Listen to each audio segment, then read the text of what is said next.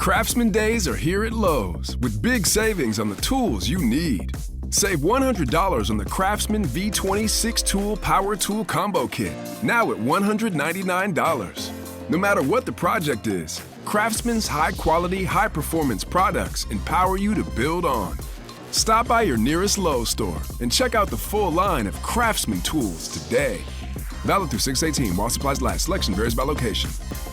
Make Walters your spot for this NFL season. All indoor TVs are preset and are first come, first serve. They're proud to show every NFL game every week. Now the pitch, swing and a belt to deep center field. Jacob Young moving backpedaling to the track at the wall, and it's gone. Goodbye. Into the Pirates bullpen. Beyond the wall to the left of dead center. And a big fly for the former National. And a hold of a 95-mile-an-hour fastball from Adon.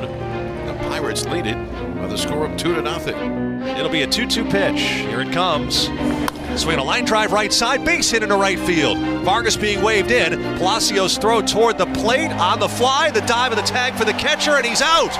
Vargas is saying challenge, but he's out to retire the side. And the inning over in the top of the seventh with Vargas gunned down on the fly by Palacios.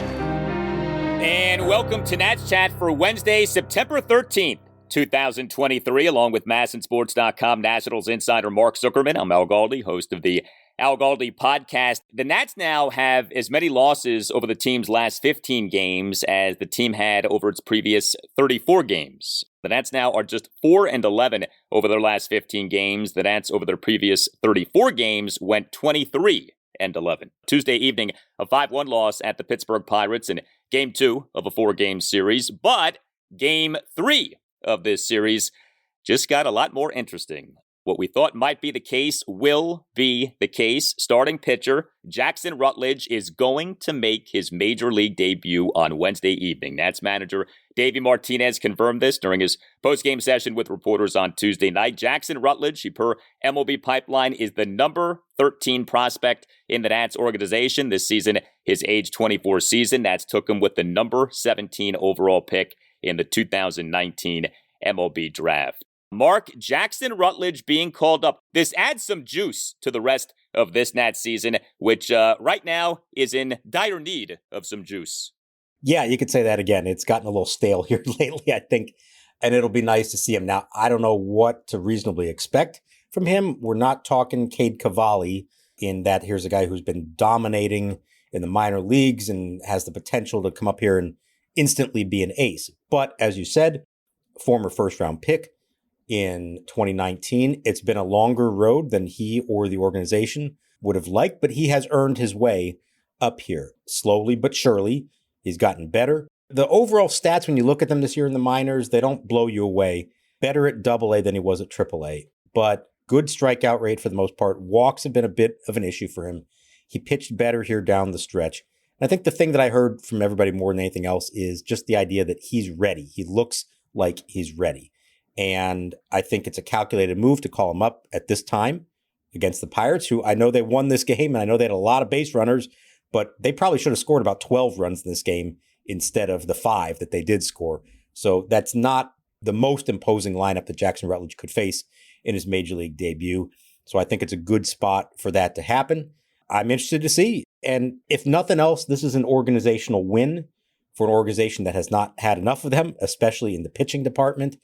And no matter how he does, just the fact that he is getting called up and is big league ready and has earned his way up here, I think is a significant success story for them, and they've needed one of those. Yeah, I mean, you could look at this in two ways. One way would be he was a first-round pick in 2019, a top 20 pick in 2019, and he's only now making his major league debut. On the other hand, he lost his way. His 2021 and 2022 seasons were filled with injury and ineffectiveness, and he was one of those guys you looked at when we would talk about the Nats' bad drafting and player development who you said, well, what about this guy? Like, where is he? What's happening with him? So the fact that he has gotten back on track this season, pitched well for AA Harrisburg, got promoted to AAA Rochester on June 28th. Like you said, overall numbers for Rochester, not very good, although he ended his tenure with Rochester pretty well. Last 6 starts, ERA of 3.64.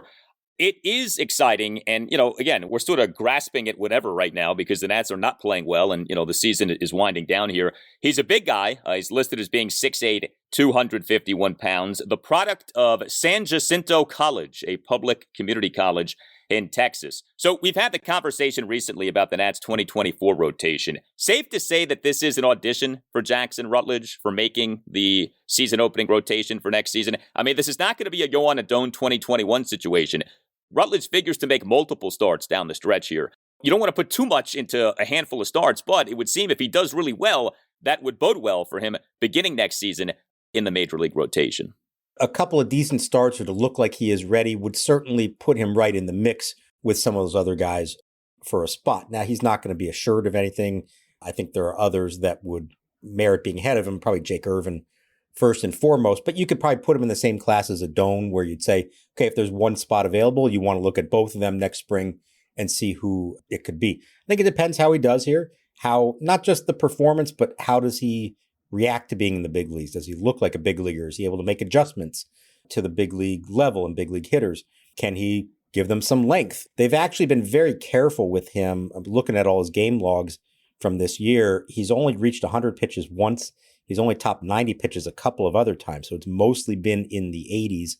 He's thrown a lot of innings, and that's obviously something that they're going to be careful with. So yeah, he's not super young. He's 24 years old, but I do think they want to be a little cautious with him. So I could see a scenario where if he doesn't, wow them, where they say, hey, let's start you back at AAA, a few starts there, we can monitor your innings, and then eventually you look like you're ready and you come up. We'll see. I mean, we're getting way ahead of ourselves here, but I think the most fascinating storyline next spring from a pitching standpoint could be young starters like Jackson Rutledge, like Joan Adon. Cavalli won't be in the mix, I don't think, because I think they're going to purposely hold him back. But if you have a choice at the end of camp between the young guys or Patrick Corbin, Trevor Williams, those kind of guys, where do they go? My instinct is to say they would start out with the veterans just based on experience and contracts and all those other reasons that we know are not good reasons necessarily to make those decisions. But I think they would start that way, let those guys pitch their way out of those jobs and then call up the kids. But I do think it'll be interesting. If one of those young guys really looked impressive in the spring and those veterans, what they've been, and maybe they don't have a great spring either, I think it could be a pretty interesting discussion come next March. There obviously are service time considerations with young players, but just from purely like how you want this to go, it would be awesome if next year the Nats could begin the season, or at least very early in the season, have as 4/5 of the rotation Gore, Gray, Irvin, and Rutledge. And then you have another guy, either Trevor Williams or Patrick Corbin, as your placeholder for Cade Cavalli. Like, I think if you could script this out, that's how you would script it out. And I don't think it's that far-fetched, although obviously some things would have to break right in that regard. I just hope in February, you can no longer write your annual piece of Joe Ross versus Eric Fetty versus Austin Voth, but maybe you can write a piece about Patrick Corbin versus Trevor Williams. Maybe that can become the new Ross versus Fetty versus Voth in terms of guys battling for a spot in the Nats rotation. All those other guys are probably still going to be available, by the way. Austin Voth is currently unemployed. Joe Ross, I don't think he's still trying to come back from surgery. And Eric Fetty has dominated in Korea and maybe looking to get back to America. So if they want to go back to that route, they can create the three-way competition yet again next spring. I don't think they will, though. Well, I hope like 10 years from now, we can do a reunion with those three guys. Maybe they can all join an episode of the Nats Chat podcast in a decade, and we could have some fun. So if you were to rank young Nats starting pitchers in terms of upside, Mackenzie Gore clearly would be number one. You have someone like a Harleen Susana who's so young, but there's a lot of upside there. If you had to compare the upside, though, of Josiah Gray and Jackson Rutledge, who do you think the Nats internally would say has the greater upside between those two? That's a real good question. I hadn't considered it like that. And obviously one of them has some considerable big league experience now. The other one doesn't. So it's hard to know until he makes it up here. Rutledge had the higher pedigree, at least at the outset. Like you said, number 17 overall pick. But the performance to date has not suggested that he is elite. He has not been a top 100 prospect, at least not in a while. Whereas, Josiah Gray, remember at the time of the trade, was viewed as a fairly, not elite, but decent prospect that they were getting. So I would guess they would probably still view Josiah Gray in that regard, but they probably still have some hope for Rutledge. In my mind, I think they're still looking at him as a mid to back of the rotation starter at this point. Doesn't mean he can't ascend to that, but he's got to show this. There's nothing on the resume that stands out and say, oh, wow, he was just dominating at that level. Or, boy, he gives up runs, but his strikeout total is super high, So I think he may be a little more polished because he's been around a while now, came out of a college, and, he's got some tread on the tires. So, I think he's going to know what he's doing as a pitcher when he gets up here. I think he's got good stuff from what I remember from him when I've seen him pitch in the past, and a big guy, like you said, at 6'8". But he's still got to show that he can put it all together. Walks are an issue for him. We know walks are an issue for Josiah Gray. My sense would be that internally the Nats look at Gore and Cavalli as your 1 and 2, hopefully, moving forward. And then Gray as like a 3, maybe Irvin having shown that he could be that. I would have said coming into the season, Rutledge probably profiled higher than Irvin, but look what Jake has done to show that maybe he can be more than that. So I think I'd put Rutledge in that same category of they probably have a little lower expectations just because of his path to get here, what it's been. But there is that potential in there. Obviously, he was highly touted all along, has good stuff, has the physical makeup and everything else, that he could ascend to it. We just have to actually see it before anybody can say definitively that they think he can live up to that. So we will have Jackson Rutledge on Wednesday evening, and when it came to what we had on Tuesday evening. So, of course, a big problem for the Nats during this stretch of 11 losses in 15 games has been the starting pitching. The Nats starting pitcher on Tuesday evening was Joan Adon. He, in his latest stint at the major league level, has been really hit and miss. When he has been good, he has been quite good. When he has been bad, he has been not so good. And that trend did continue on Tuesday evening. Joan Adon, in this 5-1 loss at the Pirates, allowed 4 runs in 4 innings. Keep in mind, the Pirates are one of the poorer hitting teams in the majors this season. But Adon, against the old Buccos on Tuesday evening, gave up 8 hits, a 2-run homer, 2 doubles, and 5 singles. He issued a whopping 6 walks, one of which was intentional. But this game was something. 4 Nats pitchers ended up combining to allow 10 walks in the game. Now, there were 4 intentional walks in the game, so that does sort of skew things a bit. But still, Joan Adon, 6 walks, 5 unintentional walks over 4 innings on Tuesday evening. Did record 4 strikeouts, but he ended up over his mere 4 innings throwing 93 pitches, 57 strikes versus 36 balls. Adon put at least 2 men on base in every inning in which he pitched. And as for the home run that Joan Adon allowed, bottom of the second, gave up a 2-run homer by Joshua Palacios to center field for a 2-0 Pirates lead. Yes, the ex-Nat Joshua Palacios. The Pirates' AAA affiliate, Indianapolis, this past December actually claimed Palacios off waivers from the Nats' AA affiliate, the Harrisburg Senators. The Nats in April of 2022 had claimed Palacios off waivers from Toronto. But Palacios in this game on Tuesday evening, quite good. 2 for 4 with the 2-run homer, a single, a stolen base, and an outfield assist throughout Ildemaro Vargas at home.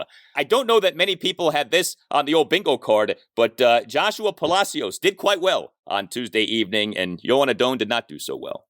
I don't know who that guy was playing for the Pirates on this night. It's not the guy that we saw last August and September in D.C. Good for him for turning things around in his career. I mean, he didn't get a lot of opportunities here, but when he did, there was not a whole lot to talk about or get excited about. He was the other one called up the same day as Joey Meneses on trade deadline day, and technically was the one who replaced Soto because Meneses was at first base initially until Luke Voigt arrived. So they kind of came in together, and boy, those 2 careers have gone very different paths at this point. It worked out for Meneses, not so much for Palacios, at least not in D.C. You said claimed off waivers. It's actually even more bizarre than that. So after the year, the Nats dropped him from their 40-man roster. And because of that, he was unprotected in the Rule 5 draft. The Pirates selected him in the minor league portion of the Rule 5 draft. I'm getting deep in the weeds here, but it's different than the Major League Rule 5 draft, like the Thad Ward pick. This is below that, where you take a player off a team's minor league roster and you have to keep them at AAA for the season, or in this case, call him up, and look what he's done for them. So good for him. Also, his brother, who's playing for the Cardinals, hit a home run on Tuesday night. So both of them homered. Good for the 2 homers. So there you go.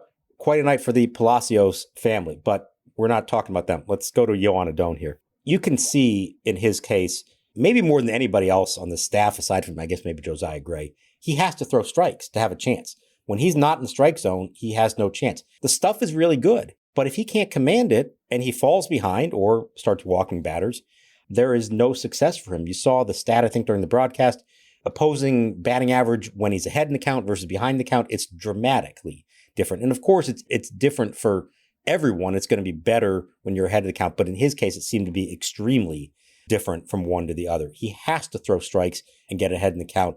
He worked so hard, had to throw so many pitches, gave up the 4 runs, and it felt like he should have given up about 7 or 8, to be honest. And, he made a few pitches when he needed to. The Pirates did not deliver. They were 2 for 12 with runners in scoring position in the game. But it starts like this that remind you that Joan Adon, while there are some really nice moments along the way that you get excited about, he is very much a raw product out there. And unless he can put it together and find some semblance of consistency, his path to staying up here is not going to be that great. Yeah, I mean, the lack of consistency really is something. You talk about high variance. So he now in this latest go-round at the major league level has made 7 starts.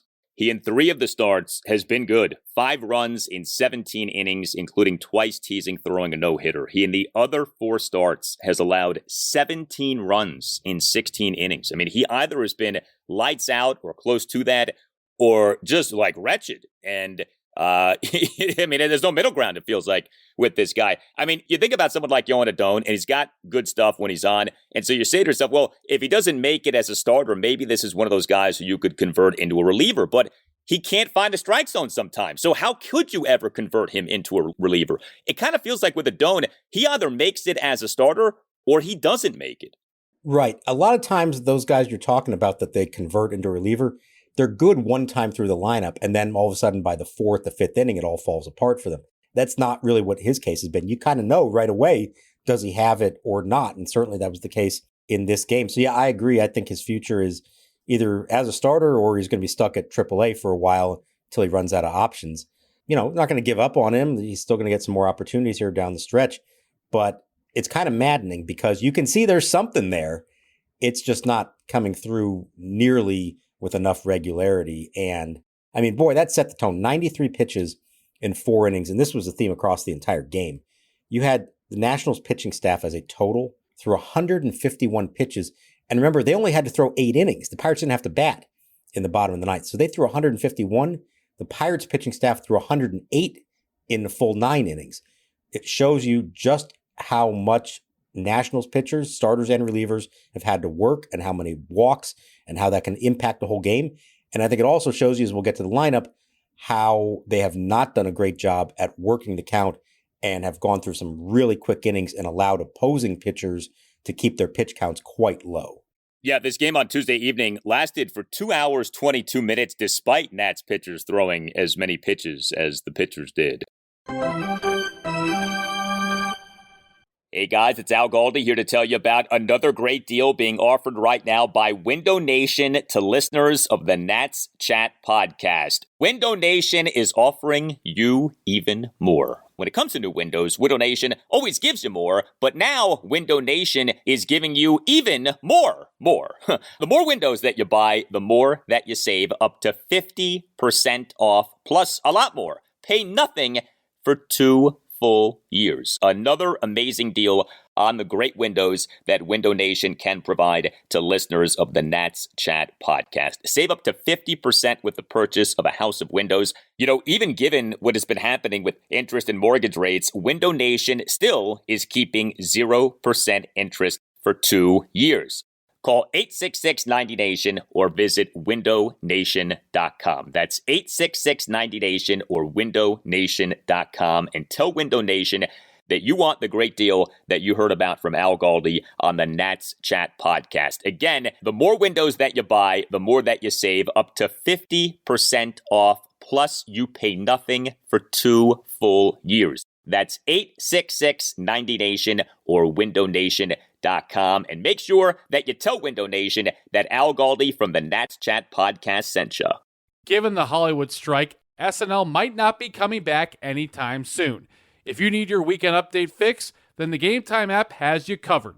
Game Time will help you get those tickets to see Colin Jost and Michael Che this Friday night at DAR downtown. Game Time is the fast and easy way to buy tickets for all the sports, music, comedy, and theater near you. It's the fastest growing ticketing app in the country for a reason. Get images of your seat before you buy so you know exactly what to expect when you arrive. And listeners, download the Game Time app, create an account, and use code NATSCHAT for $20 off your first purchase. Terms apply. Again, create an account and redeem code NATSCHAT for $20 off. Download Game Time today. Last minute tickets, lowest price, guaranteed. Here's your Dylan Cruz update for the game played Tuesday evening in Harrisburg, Pennsylvania. Big game for Cruz. A pair of hits, including a double while hitting second and playing center field. Robert Hassel III came through with 3 hits from the leadoff spot. The Senators emerged victorious over the Bowie Bay Sox 5-4. Now back to Mark and Al. 1-0 pitch. Swinging a line drive left field, that's a base hit. Ruiz scores. They're going to hold Meneses at third as Reynolds' throw-in is cut off by Brian Hayes. RBI single, Ildemaro Vargas, and the Nats on the board. It's 2-1 Pittsburgh here in the fourth. The Nats on Tuesday evening, just 1 run, a total of just 6 hits, and a working of just 2 walks. Nats did go 2 for 4 with runners in scoring position, but the 6 hits were comprised of 2 doubles and 4 singles. You also had the Nats making multiple outs on the base pass, including what I mentioned earlier with Ildemaro Vargas. Now, Vargas, to his credit on Tuesday evening as the Nats starting second baseman and number 5 batter, to give you a sense of where the Nats are right now in terms of the lineup potency. Vargas is batting 5th. Did go 2 for 4 with a double and an RBI single, but he in the top of the 7th off the 1-out double, thrown out at home on a Dominic Smith 2-out single to right field as the Pirates right fielder, the aforementioned ex-Nat, the new Roberto Clemente apparently, Joshua Palacios, a great no-hop throw for an outfield assist in getting Vargas out at home for the 3rd out. Did you have a problem with Vargas trying to score right there? So I think this is one of those where if you just look at it in the moment and you say where the runner is and where the ball is this a good idea to try to score it? You say probably not. However, I think you look at the context of it and where they were in the game and who was coming up. It's 2 outs. You have Alex Call coming up, not a good hitter, as I think we're going to get to here in a little bit, because I'd like to discuss how much he has struggled in every facet of the game. And so I understand Gary DiSarcina's aggressiveness there. And while it's one of those that you would say, just as you're watching it live, ooh, no, that's too risky, I think in that case, it was probably a higher percentage chance of him scoring, even if it was only 30 or 40% chance of scoring. I think there was a higher percent of that happening than of him scoring as a result of the next batter. And that's not a good place to be, unfortunately, but I think that's where DiSarcina's mind potentially was in that moment. And so I'm okay with the gamble. I don't think either of those, sending him or holding him, I don't think either of them was a particularly good option. Vargas had a multi-hit game. Joey Meneses was the only other Nat who had a multi-hit game on Tuesday evening. He is the Nat starting DH and number 4 batter, 2 for 4 with a double and a single. You know, it was something looking at this lineup. I mean, I mentioned Vargas being the number 5 batter. We are now pretty well deep into September. The Nats are playing out the string. You had on Tuesday evening Ildemaro Vargas as the starting second baseman, Dominic Smith as the starting first baseman, Alex Call as the starting left fielder. I understand that, you have these guys on the team. You're not going to bench them the rest of the season. Dominic Smith has been hitting, pretty well lately. He had a big game in game 1 of this series. And like I said, Vargas did have a couple of hits on Tuesday evening. But I don't know, man. I don't have much of an appetite to see these guys out there at this point in the season. The season is in its dying days. You're a rebuilding team. Most, if not all of those guys who I just mentioned will not be back with the team next season. Give me Jake Alou. Give me Travis Blankenhorn. Even if they don't, fit the matchups that are appropriate for that game. I think it's okay. At this point, you can let your hair down a little bit and just put out the kids and just let us see them and let them grind and, let them struggle or let them work their way through their struggles. I don't know why we need to be seeing these guys at this point in the season. It's one thing to do this in August when you're having a nice month and these guys are contributing, but the season is ending. The team is not doing well. Like I said, most, if not all of these guys will be gone next year. I don't think we need to see much of them at all at this point. And I don't really get why we are seeing them at this point. I don't disagree with you. I think the problem is that you look at the alternatives, and we're not talking about anybody who really is like, oh, they have to see more. They've got to play this guy. Maybe Jake Alou, you want to get more of a sense of him. They do seem to be keeping him from going lefty on lefty. I mean, honestly, I think you can make a case for Luis Garcia just to play even against lefties. What do you have to lose at this point? You don't really need to see Vargas out there, but some of the kids they are playing, Carter Kieboom is not hitting at all, and he's getting a good amount of chances to play. So that one's not working out. Jacob Young's done a decent job, and he is getting a chance to play every day. But, I mean, Travis Blankenhorn is not really a prospect or anybody. When you look at who the other outfielders are that are coming, it's going to be hard for him to force his way in there. I think a couple things here. I think we're seeing really how much they miss, believe it or not, Stone Garrett and Riley Adams, who, while not perfect hitters and certainly have some flaws, were more of a potent bat to have hitting fifth or sixth in a lineup than some of the guys they're putting out there right now. So I think that is one of the issues. I think they really are just trying to play this out right now, and there's not a lot of great options. Yeah, I would rather see Garcia and Alou probably than some of the others. I will say, I don't want to beat up on the guy, but I kind of feel like I've seen everything I need to see of Alex Call at this point. He has had more than ample opportunity to play for them, and he really, in all facets of the game, is kind of hurting them right now. At the plate, he's hitting 195 with a 593 OPS, and that's over a lot of plate appearances this year. On the bases, he's making bad decisions. He's 9 for 17 on stolen base attempts this year. You can't do that. If you're getting thrown out that much, then you are running way too much. And the one in this game felt so egregious. Like, he thought he hit into a double play. They reviewed it. He was safe. And it was almost like, okay, well, now I'll show you. Not only was I actually safe at first, I'm going to try to take second too. And he just get thrown out. And the throw beat him. And then he overslid the base and was tagged anyways. So multiple mistakes there. And then he had a bad play in left field as well, calling off C.J. Abrams, who seemed to have a better chance at catching a pop-up. And this is not the first time we've seen any of these things. So I get that circumstances, most notably Victor Robles' injury, kind of forced Call into the lineup. And while he's done a few nice things for them at times and can work a decent at bat and get on base at times, he really is pressing right now and trying to make things happen, and it's not working. He's actually making things worse with how hard he's trying to play. Yeah, I don't disagree at all with what you said. I just think there needs to be almost a forcing of playing. Again, I know they're not like high-level prospects, but Jake Alou, put him out there. Alou is yet to start a game in this series. Like, why? Okay, this is a 4-game series at the Pirates in the middle of September in a season in which you're rebuilding and are one of the worst teams in the National League. Like, play Jake Alou every game in the series, okay? Let's see him instead of bringing him off the bench. So I don't quite get that. Well, here's some happier news. The second annual Nats Chat podcast party. We told you about this a few weeks ago, taking place Friday, October 13th at the home base of the Nats Chat podcast, Walters, the best sports bar in Washington, D.C. We are happy to announce that the party will be happening 6:30 to 8:30 Friday night, October 13th at Walters. So prepare yourself. We have alerted the D.C. police that the party is happening. Last year, some things happened, okay? Some things perhaps got out of hand, but it was a memorable night for all kinds of reasons. I think some marriages may have ended, but that's neither here nor there. But the second annual Nats Chat podcast party at Walters, Friday night, October 13th, 6:30 to 8:30, and should be a lot of fun once again. So a couple weeks ago when we first announced we were holding this, I made the point like, hey, what if the Nats are actually playing that night with a miracle playoff run? I think it's safe to say now that's not going to happen. The events of the last couple of weeks have killed whatever slim hope there was for that. But there will be playoff baseball on. We did it last year. We were watching a couple of the games and chatting with fans and had a great time. It was so great to put faces to the names that we hear from and just to see who the people are that listen to us every day. And it's a sizable group.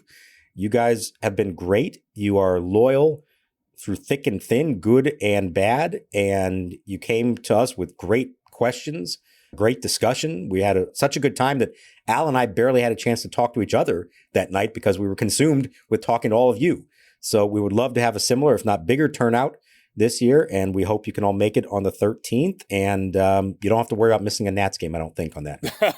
No, probably not. I mean, the unspoken tension between you and I is also part of why we didn't speak much that night. True. The party. This is all an act. Everything we're doing here during the podcast, behind the scenes, you have no idea. We're at each other's throats. Yeah. But no, it was awesome. We had a great turnout. We're looking forward to seeing everyone this year. A lot of good Nationals conversation. Just a lot of fun hanging out with people on a Friday night at, again, a great spot in Walters.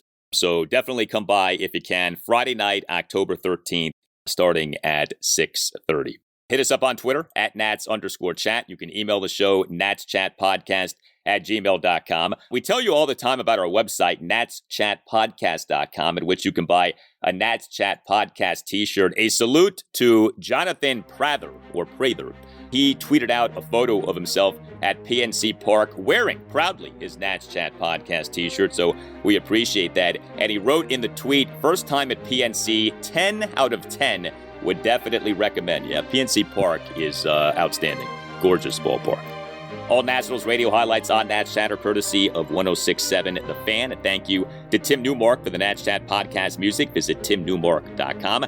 Next up for the Nats, Game 3 at the Pirates, Wednesday evening at 6:35. Jackson Rutledge will make his Major League debut. For Mark Zuckerman, I'm Al Galdi. We thank you for listening, and we'll talk to you next time on the Nats Chat podcast. Check him second. Will move to third by Cabrera. The pitch, Wells, a swing and a miss. Strikes out on 3 pitches. 6th strikeout today by Jackson Rutledge.